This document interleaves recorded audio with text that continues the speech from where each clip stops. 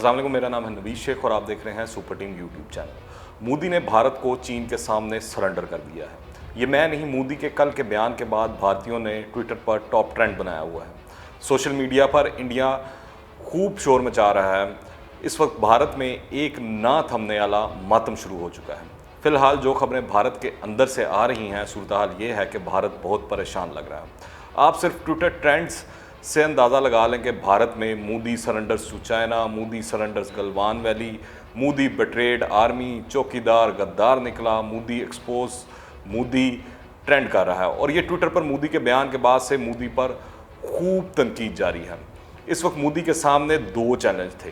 पहला तो ये वो अपनी आवाम को मुतमईन कर सकें कि गलवान की झड़प एक तरफा नहीं थी और इसमें बड़ी तादाद में चीनी फौजी भी मारे गए, लेकिन इसके लिए इन्हें किसी तरह का सबूत देना पड़ना था। अभी तक तो इंडिया ये भी मानने के लिए तैयार नहीं था कि चीनी फौजियों ने इंडियन फौजी पकड़ रखे थे। दूसरा, इससे बड़ा चैलेंज ये था कि चीनी फौजी अगर इंडियन सरहद में दाखिल हो गए थे तो इन्हें वापस कैसे भेजा जाएगा। इन दोनों चैलेंजेस में मोदी मुकम्मल तौर पर फेल हो चुके थे। ना ही वो ये साबित कर पाए कि चीनी फौजी उन्होंने मारे हैं, ना ही इनको चीनियों को पीछे धकेलने का कोई रास्ता नजर आया।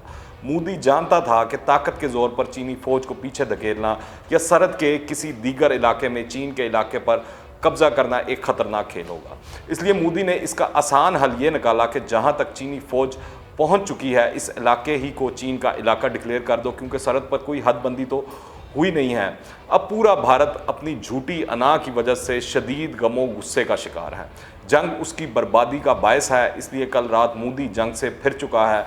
मगर अब भारतीय अवाम रो रहे हैं कि हमको जंग करनी है।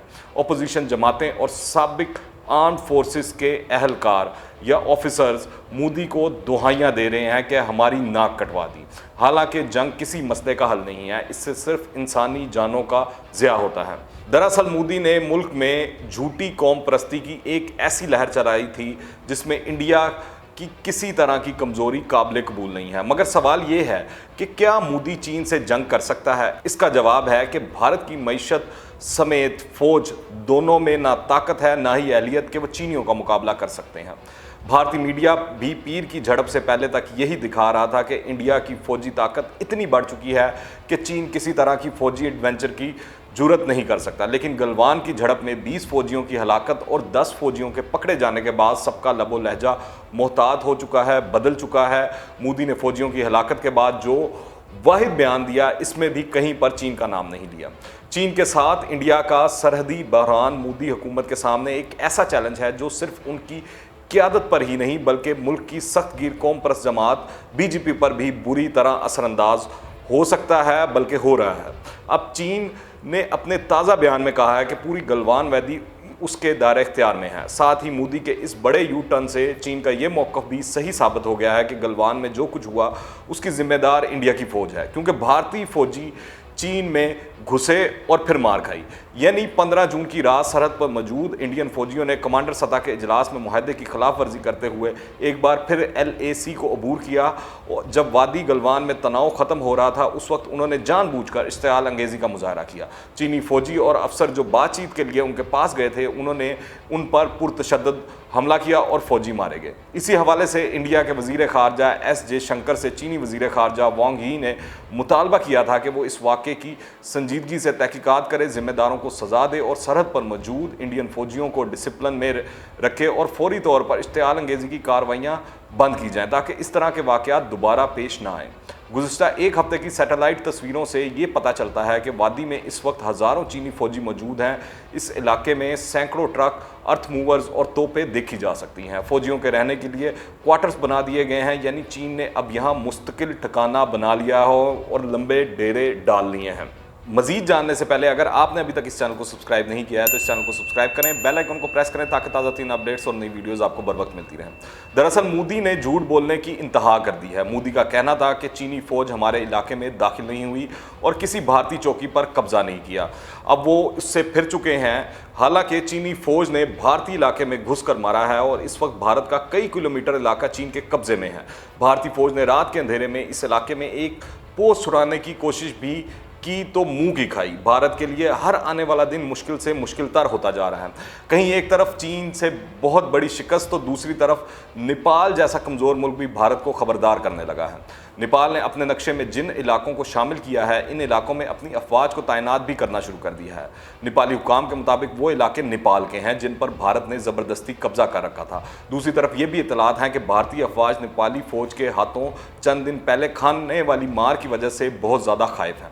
बाज़ भारतीय दफाई तजिया निगारों का कहना है कि नेपाल को ये शय चीन ने दी है और नेपाल के पीछे चीन है, इसलिए भारत को नेपाल को मामूली नहीं लेना चाहिए।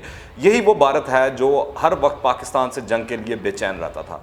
कई बार लाइन ऑफ कंट्रोल पर जंग छेड़ने की कोशिश भी की। दूसरी तरफ भारत ने मकबूजा कश्मीर में जुल्म का जो बाजार गर्म किया हुआ है वो भी दुनिया की नज़रों से ढका छुपा नहीं है।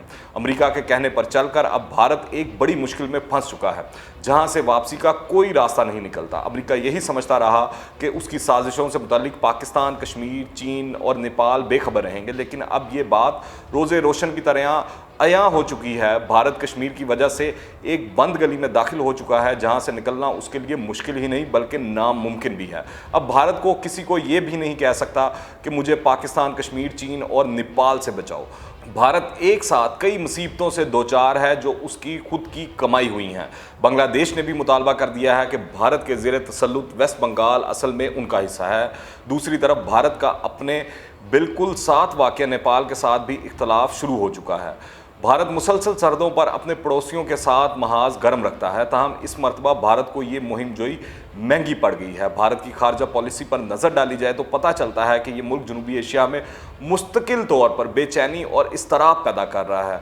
भारत की अपने हमसाया ममालिक के साथ बुरे सलूक और सर्दी तनाज़ात पैदा करने की तारीख आज की नहीं बहुत पुरानी है। कभी हैदराबाद, दक्कन, सिक्किम, गवा और जूनागढ़ पर गाबजाना कब्जा किया तो कभी जम्मू कश्मीर और नागालैंड के कुछ हिस्सों पर गैर कानूनी कदम जमा लिए। पाकिस्तान और चीन के साथ जंगें लड़ी और श्रीलंका और मालदीव में फ़ौजी मुदाखलत की। भारत ने भूटान में मुस्तकिल फ़ौज रखी है और बांग्लादेश, नेपाल और पाकिस्तान के साथ आबी तनाज़ात भी फाल रखे हैं। अब लद्दाख की गलती भारत को बहुत महंगी पड़ गई है। ये बात दुनिया पर वाज़ह हो गई है कि भारत कागजी शेर है जो सिर्फ बढ़ के मारता है और आलमी सतह के खिलाड़ी बनने से अभी बहुत दूर है। भारत को हमेशा से यही खुशफहमी थी कि मेरी मदद को अमेरिका और इजराइल आएगा, मगर ऐसा नहीं हुआ क्योंकि ये सब पर अयां हो चुका है कि हिंदुस्तानी फ़ौज बदनज़मी का शिकार है। हिंदुस्तान की खुफिया एजेंसी रा के लिए भी अफगानिस्तान, श्रीलंका और नेपाल में नाकामी के बाद ये एक और बड़ा धचका है। सोशल मीडिया पर भारतीय फ़ौज मोदी सरकार का मजाक उड़ाया जा रहा है। भारत में अपोजिशन मोदी से सवाल कर रही है जिसके मोदी के पास बिल्कुल भी कोई जवाब नहीं है। भारतीय फ़ौज और सियासी क़यादत पर इस वक्त सख्त तारी है और ऐसा लगता है कि वो मफलूज होकर रह गई है। भारतीय तजियाकार मोदी पर तनकीद कर रहे हैं और चढ़ दौड़े हैं, मगर 56 इंच की चौड़ी छाती वाला गुजरात का कसाई बिल्कुल खामोश है। अगर आपने अभी तक इस चैनल को सब्सक्राइब नहीं किया है तो इस चैनल को सब्सक्राइब करें, बेल आइकन को प्रेस करें ताकि ताज़ा तीन अपडेट्स और नई वीडियोस आपको बर वक्त मिलती रहें। अगर ये वीडियो पसंद आए तो लाइक करें और ज़्यादा से ज़्यादा शेयर करें। कमेंट्स में अपनी राय लाजमी दीजिएगा। दुआओं में याद रखें। अंटिल द नेक्स्ट टाइम, अल्लाह हाफिज़।